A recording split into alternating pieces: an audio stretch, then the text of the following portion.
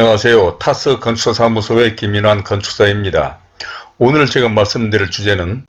부동산 정보로서 상가주택, 근생건물 등의 가설기에 믿을만한 것인가?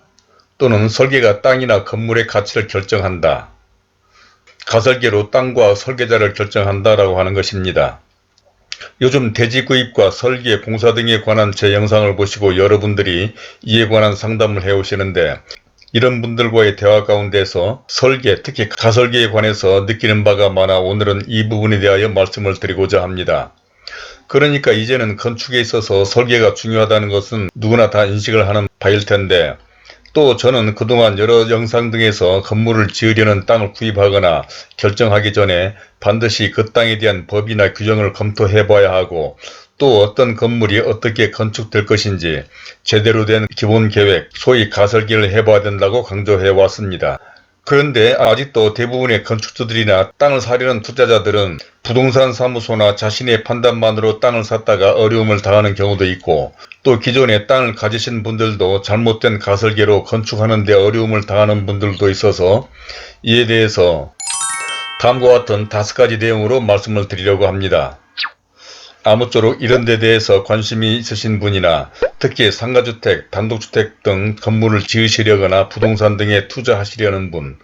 또 재테크와 부동산에 관심을 가지신 분 등에게 이러한 점 등을 반드시 참고하셔서 낭패를 당하지 않으시기를 바라며, 먼저 보시기 전에 구독과 좋아요 그리고 선풀을 남겨주신다면 저에게도 큰 힘이 되어 이러한 영상을 만드는 데 도움이 될 것 같습니다. 그러면 순서에 따라서 첫 번째로 가설계, 정말 믿을만한 것인가 라고 하는 것인데, 땅을 사기 전에 그 땅에 대한 법이나 규정 등을 사전에 잘 파악하지 않고 정작 설계를 하는 과정에서 문제가 되는 경우는 일조권, 주차 진출입 불허구간 등 주차장 문제, 건축 한계선이나 지정선, 또 전면 공개공지에 주차나 조경 불허 등 아주 다양합니다. 그러니까 일조권이 어느 방향으로 어떻게 적용되는지, 또는 도로와 대지 그리고 인접대지와 레벨 차이를 고려하지 않거나 건축 한계선으로 생긴 전면 공지에 주차나 조경을 허용하지 않아 1층 상가 면적이 줄어들고 주차 계획에 차질이 빚어지는 경우, 또 어떤 땅은 주차 진출입구 설정으로 인해서 허용되는 가구 수도 충족시킬 수 없는 경우 등 문제가 된 사례들은 아주 많고 다양하기 때문입니다. 또한 잘못된 가설계로 인해서 낭패를 당하는 분들도 있는데, 이는 위에서 언급된 부분 등을 잘 고려하지 않고 가설계를 했거나, 또 더 좋은 건물을 지을 수 있는 땅인데도 충실하지 않은 가설계를 보고 사려는 땅이 아닌 더 좋지 않은 땅을 선택한 사람도 있었습니다. 즉, 어떻게 생각을 하고 계획하느냐에 따라 다양한 설계가 나올 수도 있어서, 설계하기에 따라 더 좋은 계획을 할 수 있는 땅인데도 제대로 된 계획을 하지 않고 대충 건축 개요와 평면도로 된 몇 장의 가설계 도면으로 그 땅은 좋지 않다고 판단한 것인데, 땅값이나 그러니까 프리미엄만 해도 몇 억씩 하는 땅값과 또 그런 땅에 엄청난 공사비를 투자해야 한다는 사실을 생각해보면 너무나 안타까운 일 아니겠습니까? 다음은 두 번째로 가설계, 대단히 중요하고 의미 있는 과정이다 라고 하는 것인데, 이와 같은 사례는 땅을 소개하는 일부 부동산 사무소에서 땅을 잘 팔기 위해 그 땅에 대한 계략적인 도면인 가설계 도면까지 제공하는 경우도 있는 것 같던데, 꼭 그런 도면 때문만이라고 하는 것도 그렇긴 하지만 생각해보면 충분히 있을 수 있는 일이 아닌가 합니다. 그러니까 아마도 부동산 사무소에서 어느 설계업체에 그 땅이 팔리는 경우 설계를 소개시켜 주겠다는 등으로 소위 가설계를 부탁한 것 같은데, 요즘과 같은 세상에 그런 식으로 설계업체를 선정하는 건축주가 없다는 현실을 잘 아는 설계자가 얼마나 그 가설계에 정성과 혼을 담아 그 가설계를 했을지는 충분히 짐작할 만합니다. 즉, 어떤 건축주가 어떤 생각과 의도를 가지고 그 땅에 건물을 지으려 하는지에 관한 이야기를 들어보지도 않고, 또 계약 등 아무런 약정이나 대가도 없이 하는 가설계가 얼마나 땅을 사려는 건축주의 생각과 의도를 고려해서 가설계를 했을 것입니까? 또 제 아무리 규모 검토나 수익성 등 계략적인 사항만을 고려한 가설계를 할지라도 건축에 있어서 기획이 얼마나 중요하고 해당 대지에 대한 현장 조사 등과 함께 수많은 건축 관련 법과 규정, 조례, 지구단위 지침 등 확인할 것도 많고 생각할 것도 또 다양한 아이디어도 많은데 얼마 안 되는 옷이나 구두 등 생필품을 사는 것도 아닌 엄청난 땅값과 건축비까지 투자될 땅을 사는 일에 그렇게 허술하게 결정을 해서 낭패를 당하는지 도무지 이해할 수가 없다는 것입니다.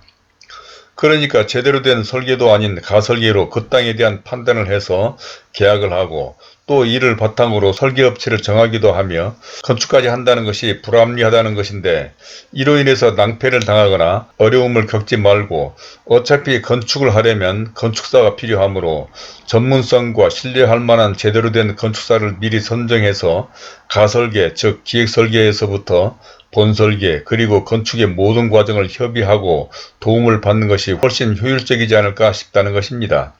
다음 세 번째로는 설계가 땅과 건물의 가치를 결정한다라고 하는 것인데, 건축의 모든 과정 하나하나는 매우 중요하지요. 이는 계속 강조하는 것과 같이 어쩌면 전 재산을 다 쏟아부어도 부족할 정도로 엄청난 자금이 소요되는 그야말로 건축주에게는 일생일대의 대사 중의 하나이고, 온 가족의 단란과 행복을 가꾸는 공간을 만드는 것이 바로 이 건축이기 때문인 것입니다. 그런데 이런 건축의 가장 초기 과정이고 기본 단계로 흔히 소위 가설계로 일컬어지는 기본계획이나 기획설계라는 것을 일반적으로는 별로 중요하게 생각하지 않는 것 같습니다. 그러나 이는 위에서 설명한 바와 같이 어쩌면 이 가설계가 그 땅을 사느냐 마느냐 뿐만 아니라 더 나아가서는 사업의 성패를 결정할 수도 있으며, 또 어떤 사람들은 이 가설계로 설계자를 선정하는 데까지 활용하는 것 같은데, 그렇다면 이런 가설계 즉 기획설계가 얼마나 중요한 의미를 갖는 것이겠습니까?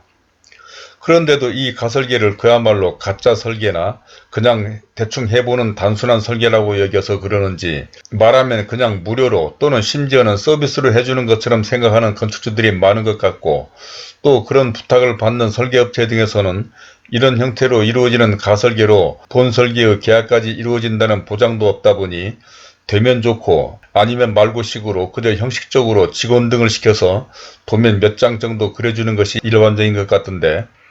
이는 건축이라는 엄청난 대사를 치러야 하는 건축주는 말할 것도 없고, 또 비록 도면 몇 장 정도만이라도 그려주는 설계업체 모두에게 결코 도움도 되지 못할 뿐만 아니라 시간과 정력을 낭비하는 것밖에 되지 않을 것입니다. 아니, 그렇게 성의 없이 작업해주는 설계업체야 시간과 정력의 낭비에 지나지 않을지 모르겠지만, 진정으로 엄청난 자금을 쏟아부어 좋은 설계로 좋은 집이나 건물을 짓고자 하는 건축주에게는 치명적인 결과로 이어질 수도 있다는 것이죠. 그것은 바로 건축에 있어서 설계가 중요하고, 설계가 건물의 기능과 안전 그리고 미관뿐만 아니라 사업성과 경제성 등 모든 것을 좌우하는 그야말로 그 땅과 건물의 가치를 결정하는 중요한 과정이기 때문인 것입니다. 다음 네 번째로는 가설계를 잘 하기 위해서는 어떻게 해야 될까라고 하는 것인데, 사실 가설계는 위에서도 언급한 바와 같이 건축주에게도 대단히 중요하고 또 설계를 하는 과정에서도 대단히 의미가 있는 일 중에 하나입니다. 그것은 가설계 즉 기본계획은 처음으로 해당 대지에 대한 기본적이고 기초적으로 하는 설계 과정으로, 이를 위해서는 반드시 해당 대지에 대한 조사 즉 대지와 도로와의 관계, 인접대지 관계, 대지의 레벨이나 현황, 특히 주변 상황, 해당 대지로의 어프로치 등 해당 대지를 철저히 분석을 해야 하고, 해당 대지와 관련된 모든 건축 관련 법과 조례 등 규정, 그리고 지구단위 지침 등 모든 법적 사항을 검토해야 하는 것은 필수인 것입니다. 또한 해당 건물에 대한 도면 등 설계를 위한 참고 자료를 확보해서 가장 튼튼하고 사용하기도 좋으며 아름다울 뿐만 아니라 분양이나 임대 등 사업성과 경제성도 좋으며, 특히 건축주가 바라는 그러한 건축물을 계획해야 하기 때문인 것입니다. 물론 이는 설계자가 작성하는 해당 대지에 대한 가장 기초적이고 기본적인 계획안으로, 이를 바탕으로 건축주 등과 충분한 대화와 협의를 거쳐가며 가장 합리적이고 최상의 안을 발전시켜 나가야 되겠지만, 어쩌면 이 기본계획안이 제대로 된 경우라면 설계는 다 끝났다고 해도 과언이 아닐 것입니다. 그것은 바로 이 계획안에 그 설계자의 생각과 아이디어, 경험과 실적에 따른 노하우, 그리고 건축 철학이 담겨져 있는 그야말로 설계의 엑기스라고 할 수 있기 때문인 것입니다.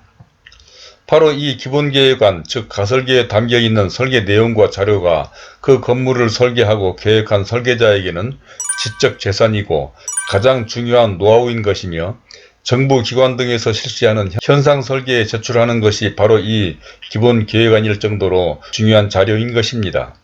그런데도 불구하고 이를 단 며칠 만에 작성해달라며 몇 장의 도면만으로 가름해버리려는 것은 꼭 이런 작업을 한 건축사 등 설계자만을 변명하거나 보호하려는 것이 아니라, 진정으로 좋은 땅을 구하고 또 그 비싼 땅과 설계될 건물의 가치를 높이기 위해서는, 특히 계속 강조하지만 엄청난 자금을 쏟아부어야 하는 일생일대의 대사를 치르려는 건축주를 위해서도 이 기본계획, 즉 가설계를 정말 신중하고 중요하게 생각해야 한다는 것입니다.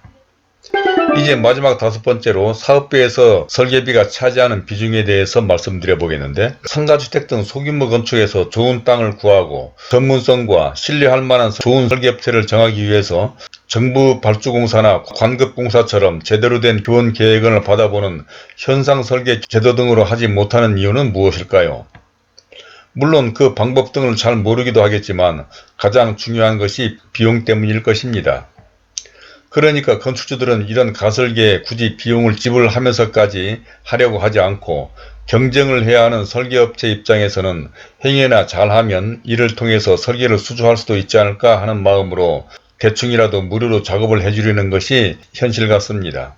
그런데 사실 아무리 소규모 건축이라도 땅값과 공사비 등 전체 사업비에 비할 때 설계비나 특히 기본계획비가 차지하는 비중은 극히 미미할 정도라는 것을 생각한다면 과연 어떻게 하는 것이 더 현명하고 효율적일까요? 물론 저도 경쟁을 해야 하는 입장에서 이러한 기본계획을 해줄 때도 있기도 하고, 또 건축주들은 그런 줄 알면서도 여러 사정상 그냥 가설계를 받아보고 싶기는 하겠지만, 사실 그런 엄청난 전체 사업비를 생각할 때 아마도 제대로 된 기본계획이나 설계를 한다면 여기에 소요된 설계비 등보다 훨씬 더 많은 이익을 본다는 사실을 인식할 필요가 있지 않나 싶습니다. 즉, 제대로 된 기본계획으로 더 좋고 효율적인 땅을 구입하거나 제대로 된 설계로 공사비나 공사기간을 절약하고, 또 효율적인 설계로 더 튼튼하고 쓰기 좋으며 아름다우면서도 사업성과 경제성 있는 설계를 해서 건축을 한다면, 그런 이득의 몇 프로도 안 되는 설계비를 그렇게 전략을 하려고 하는 것은 좀 생각을 해봐야 할 일 아니겠습니까?